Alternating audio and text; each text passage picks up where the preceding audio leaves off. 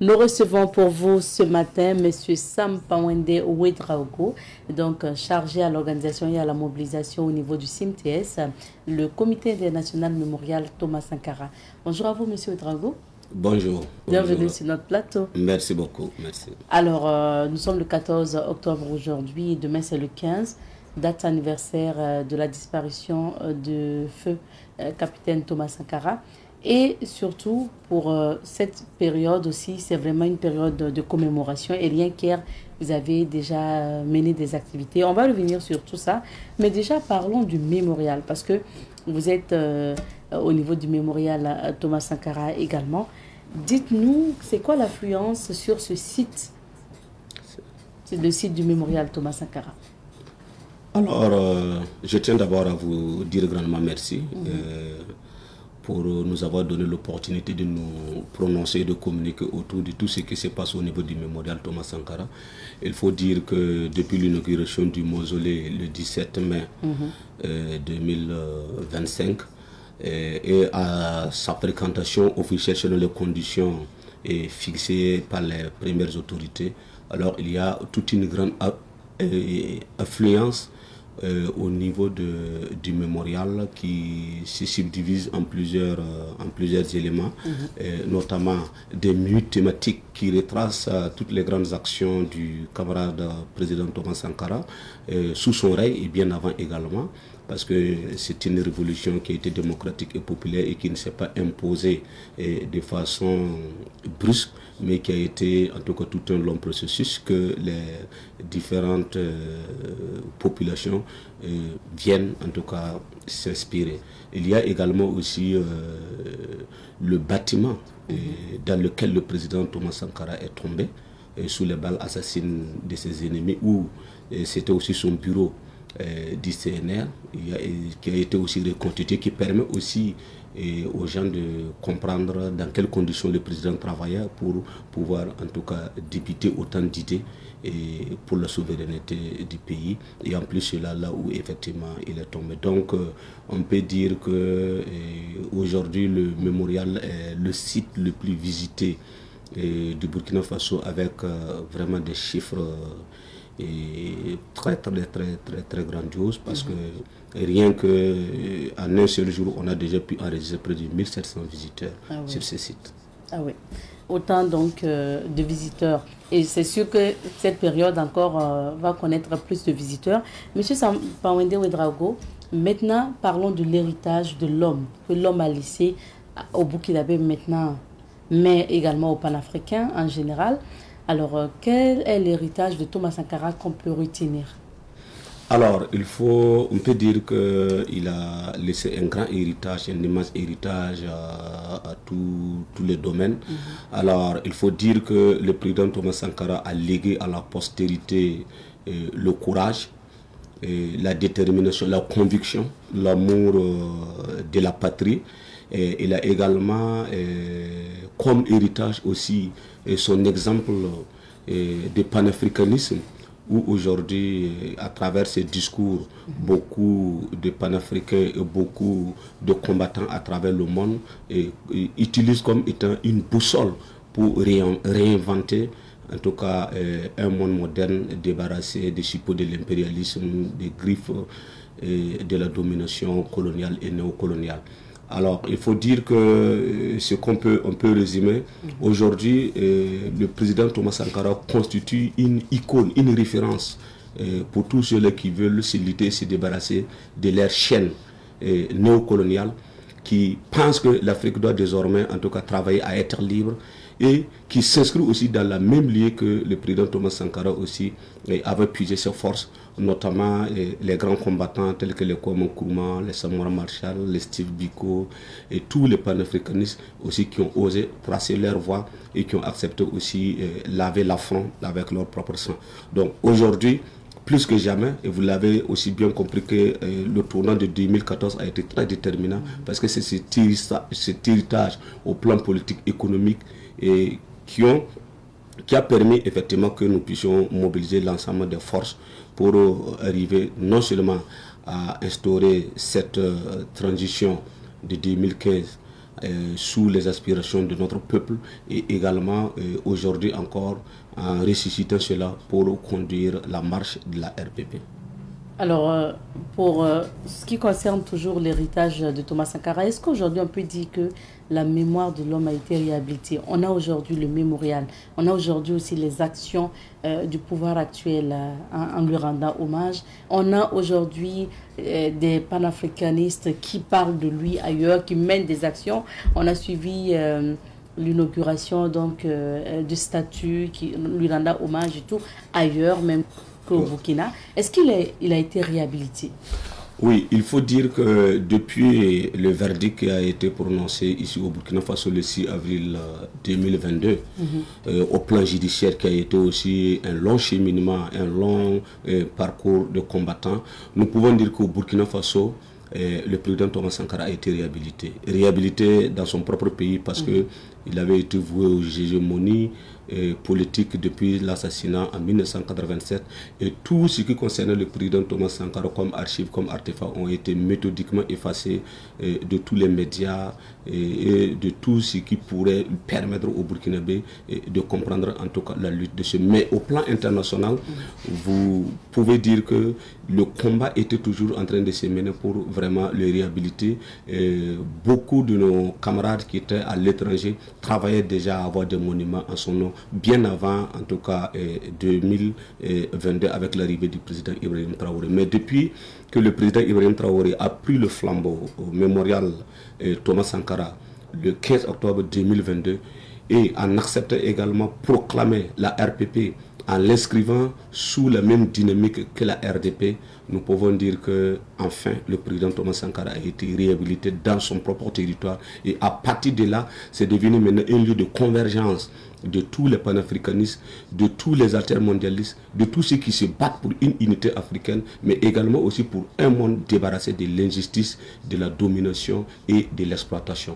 Et vous en conviendrez avec moi que depuis ce mois d'octobre, alors nous avons beaucoup de la diaspora qui ont pris leur billet d'avion, qui ont mis leurs propres moyens pour descendre ici à Ouagadougou afin de commémorer ces journées d'hommage-là avec l'ensemble du peuple burkinabé. Donc, sans aucun doute, nous pouvons dire que la mémoire du président Thomas Sankara est en tout cas été réhabilitée ici au Burkina Faso et à partir de cela, il est devenu maintenant comme une boussole qui oriente aussi la gouvernance actuelle des autorités de l'AES et la gouvernance actuelle en tout cas de tous les pays qui aspirent à se libérer. On va parler maintenant du programme du 15 octobre. Demain, c'est le 15 octobre, date marquant l'assassinat de feu capitaine Thomas Sankara et ses 12 camarades. Et à l'approche de chaque 15 octobre, vous qui êtes au mémorial, vous qui êtes dans la lutte pour sa mémoire, comment on se sent à l'approche de chaque 15 octobre?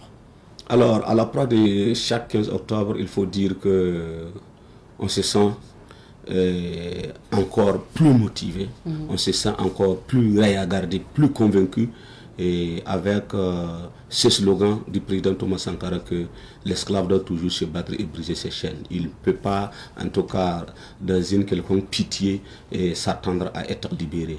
Et chaque 15 octobre, le découragement n'est plus, en tout cas, une référence à notre niveau. C'est à partir de ce mois également que nous proclamons le mois d'octobre comme étant un mois de gloire, parce que toutes les grandes actions de conscientisation des masses populaires se mènent pendant cette période. Et depuis le 2 octobre, avec les journées d'engagement patriotique et de participation citoyenne, alors nous avons lancé un vaste programme de conférences dans certains non-lotis, de conférences également dans les établissements, en plus en tout cas des grandes actions, des grandes activités qui sont inscrites dans les journaux d'hommage du 15 octobre. Ce qu'il faut aussi retenir est que cette année, nous parlons de journée d'hommage.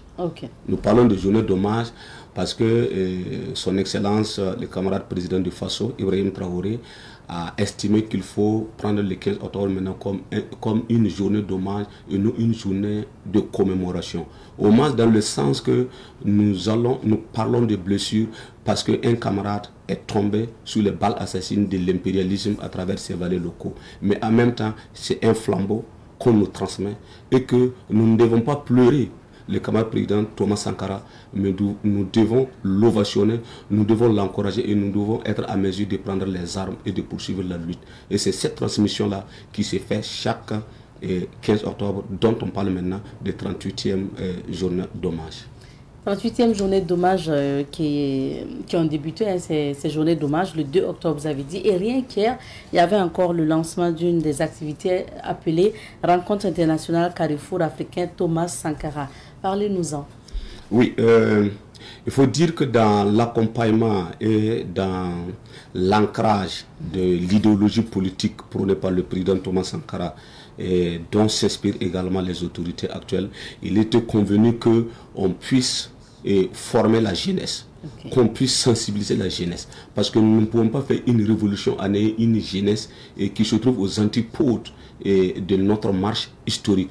Il faut que la jeunesse comprenne que les mots qui sont véhiculés souvent dans nos dictionnaires, qui sont véhiculés dans nos leçons, qui sont véhiculés un peu partout dans nos mémoires, ce sont des mots qui ne sont pas neutres. Ce sont des mots aussi qui véhiculent, en tout cas, certains concepts qui sont adossés aussi à certaines idéologies. Donc il faut d'abord les armer du point de vue politique, du point de vue idéologique, pour qu'ils soient utiles au combat qu'ils doivent mener. Et c'est ce qui a permis à ce que les autorités acceptent que ces gens de rencontres se tiennent à l'approche de la journée d'hommage au président Thomas Sankara et à ses 12 compagnons. Et vous avez vu que cette rencontre a été présidée par le camarade ministre en charge de la culture et également en présence d'éminentes personnalités connues pour leur engagement à travers le monde. Donc hier, ce qui s'est passé, c'est de dire à l'ensemble de cette jeunesse du Burkina Faso, de l'AIS et de l'Afrique que nous ne pouvons pas continuer toujours à aller nous enrichir sur le vocabulaire prôné par l'impérialisme qui nous a légué ces dictionnaires et qui nous dicte notre marche. Nous devons maintenant essayer de réécrire notre propre histoire. Et réécrire notre propre histoire, c'est vraiment d'abord théoriser notre révolution, théoriser notre panafricanisme et pouvoir maintenant avoir des vrais soldats, des vrais camarades, des vrais combattants qui pourront aussi déjouer les pieds de l'impérialisme. Parce qu'aujourd'hui, vous savez très bien que l'impérialisme ne vient plus jamais dans nos pays pour commettre ses forfaits. Il passe toujours par ses valets locaux. Et si ces valets locaux n'ont pas, en tout cas, d'adversaires assez irréfutables au plan national, alors souvent ils arrivent, en tout cas par l'usure du temps,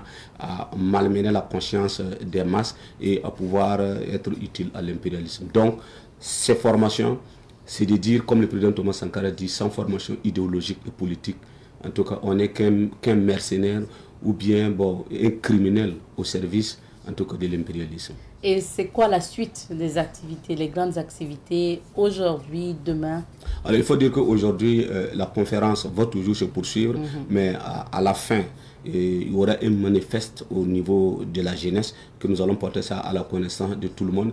Et après cela, nous allons passer maintenant à la journée d'hommage qui va se tenir demain, où il y a des grandes innovations. Alors, à savoir que cette fois-ci, il y aura le cérémonial militaire dédié au président Thomas Sankara et qui va se répéter chaque jeudi soir au niveau du mémorial Thomas Sankara. Il y a également une exposition au musée, voilà, demain à la première heure dans la matinée, pour permettre aux gens également de pouvoir visiter les grandes actions du président Thomas Sankara au niveau du musée. Au musée quel musée? Une exposition au musée national. Au musée national. Au musée national, voilà. Et nous avons aussi cette fois-ci projeté assez de films sur les révolutions bolivariennes, sur les révolutions cubaines, sur les révolutions chinoises, afin de permettre en tout cas à cette jeunesse-là de comprendre qu'il y a toujours eu des révolutions, mais il faut que nous nous inspirons aussi des autres révolutions, des échecs des autres révolutions pour pouvoir bâtir notre révolution pour qu'elle soit en tout cas très solide. Voilà toutes les grandes actions qui ont été menées et qui contribuent toujours à enrichir ce mois que nous appelons le mois de gloire, au nom du président Thomas Sankara. Et la commémoration, la cérémonie d'hommage, voilà, on ne parle plus de commémoration, on parle d'hommage. La cérémonie d'hommage pour demain aura lieu à quelle heure? Alors, mise en place terminée, ce serait autour de 14 heures. les premières autorités, en tout cas, vont venir juste. Et dès qu'ils arrivent, c'est le début de cérémonie. Donc, ce que nous voulons inviter, nous voulons dire, c'est d'inviter, en tout cas, la population à se mobiliser un peu partout, au Burkina, dans toutes les régions, à l'intérieur de Ouagadougou, dans les quartiers, pour en tout cas être témoin de cette grande activité qui va se passer demain au mémorial. Mais pour pouvoir avoir accès et pouvoir avoir aussi des places, nous les invitons à venir assez tôt parce que vous savez que nous sommes dans un contexte assez difficile. Donc il va falloir qu'il y ait beaucoup de fouilles, beaucoup de contrôles parce que l'ennemi aussi de la révolution souvent n'est pas très loin. Donc nous les invitons à venir assez tôt pour permettre à ce que les forces de défense et de sécurité aussi puissent faire correctement leur travail afin que nous puissions avoir une très belle cérémonie d'hommage. Et comme on parle donc de la commémoration du 15 octobre, il faut dire que les journées d'engagement patriotique et de participation citoyenne se tiennent aussi respectant un peu la date anniversaire de la disparition de Thomas Sankara et ses idéologies en même temps, parce que ça va du 2 octobre, entendez par là 2 octobre, discours d'orientation politique, 15 octobre, sa date de disparition. Donc pour vous, à travers ces journées d'engagement patriotique et de participation citoyenne, quel est le message que les autorités actuelles veulent donner à la jeunesse burkinabé? Alors, vous voyez que les autorités parlent souvent de développement endogène, de développement participatif, de compter sur ses propres forces. Et vous voyez tous les grands chantiers qui ont été lancés où on a demandé à la population de contribuer, notamment pour payer des armes et pouvoir se sécuriser. Alors, pour pouvoir construire notre pays à travers Faso Mevo, l'offensive agricole avec le camarade ministre de l'Agriculture. Donc, les journées d'engagement patriotique et de participation citoyenne, c'est de dire au peuple burkinabé que nous ne devons plus attendre que le développement vienne de l'extérieur. Nous devons compter sur nos propres forces. Compter sur nos propres forces, c'est de nous organiser. C'est de savoir que le président ne peut pas être partout. Et le président sait compter sur l'engagement de chaque personne, de chaque citoyen, où qu'il soit, dans n'importe quel milieu. Et cette année, le thème qui a été adopté, c'est pour l'ordre et la discipline, je m'engage. Pour dire que nous ne pouvons pas aussi bâtir notre pays, nous ne pouvons pas aussi sauver ou bien propulser notre révolution si nous ne sommes pas organisés et disciplinés. Alors, et comme vous l'avez effectivement dit, il y a 2 éditions. Et dans chaque année, il y a d'abord la première, voilà, en mars, qui coïncide aussi avec l'arrestation du président Thomas Sankara, et où la révolution a été déclenchée à partir de cela, quand les Sipo impérialistes, à travers les autorités fantoches de l'époque, l'ont arrêté, parce qu'ils voyaient déjà cette marche de la révolution en harmonie avec le peuple. Et également le 15 octobre, et 15 octobre qui coïncide aussi avec le discours d'orientation politique et jusqu'à son assassinat. Et avant cette année, il faut rappeler qu'il y a eu l'immersion patriotique des bacheliers. Et quand on écoute aussi les échanges que le président a eu avec les journalistes, il a dit que son souhait, c'est qu'on descende plus bas en ce qui concerne donc le fait d'inculquer le patriotisme à la jeunesse. Commencer, pourquoi pas à la maternelle, c'est l'idéal. Est-ce que vous pensez que ça va permettre que plus tard, on ait des citoyens burkinabés qui ont la fibre patriotique, qui sont des sankaristes? Oui, je pense que c'est là même où il faut vraiment mettre l'effort. Si aujourd'hui nous parlons toujours de révolution et que nous sommes restés fidèles à l'idéologie du président Thomas Sankara, mais c'est parce que dès notre tendre enfance, nous avons été des pionniers. Et c'est cette formation qui était ancrée en nous qui nous a permis de rester fidèles à cet engagement-là. Parce que ça vous inculque des valeurs, des vertus qui vous permettent d'aimer votre patrie, d'aimer la vérité, la sincérité, et que devant même le matériel, que vous puissiez l'opposer, en tout cas avec la vérité, et triompher.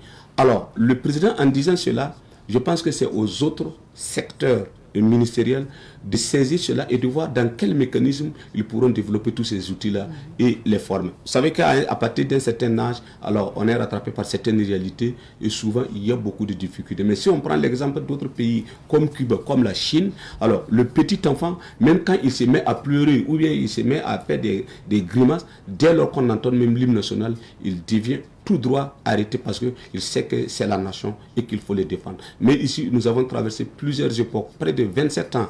On a en tout cas envoyé cette jeunesse-là dans beaucoup de vices où pour les faire sortir, c'est assez difficile. Mais déjà avec ce qui est fait et les résultats actuellement qu'on a obtenu, on estime que c'est des choses qu'il faut encore rééditer et petit à petit aller en tout cas jusqu'à la maternelle et pourquoi pas même dans les familles également, amener à ce qu'on puisse commencer vraiment à orienter nos enfants là vers le mot de la patrie. C'est ce qui est très capital. Alors, M. Sampaouende Ouedraogo, pour finir, quel est votre appel, votre mot de fin à l'endroit du public et des Burkinabés, hein? Je sais aussi qu'il y a des invités qui vont venir d'ailleurs, comme vous l'avez dit, pour ces journées d'hommage. Oui, bon, en tout cas, nous pouvons dire que déjà, il y a plus d'une trentaine de pays déjà sur le sol burkinabé pour honorer la mémoire du président Thomas Sankara.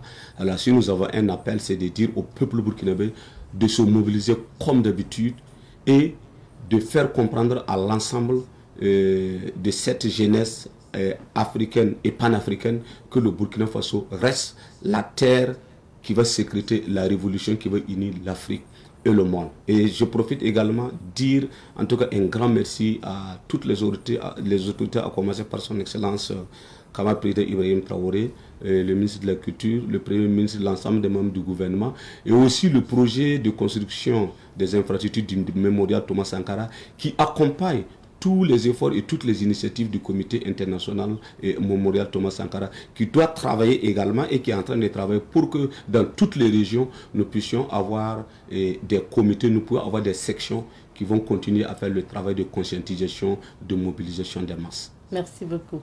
Merci à vous, Monsieur Ouedraogo. Je rappelle que Monsieur Sampaouende Ouedraogo est chargé à la mobilisation et à l'organisation au niveau du CIMTS, le Comité international mémorial Thomas Sankara. On va s'arrêter ici pour l'entretien de ce matin.